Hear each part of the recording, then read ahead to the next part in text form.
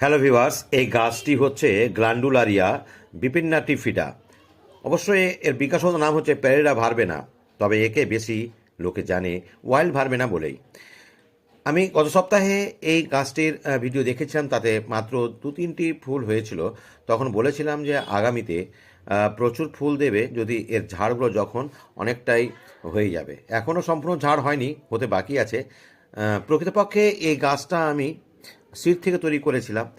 তারপরে গ্রোয়িং ব্যাগে বসে 5-6 ইঞ্চি তৈরি করানোর পরে পার্মানেন্ট টবে দিয়েছিলাম। সেখানে খোল জল এবং পেঁয়াজের খোসা ভেজানো জল দিয়ে গাছে ফুল দিতে শুরু করেছিল এবং বলেছিলাম আগামীতে প্রচুর ফুল দেখতে পাওয়া যাবে।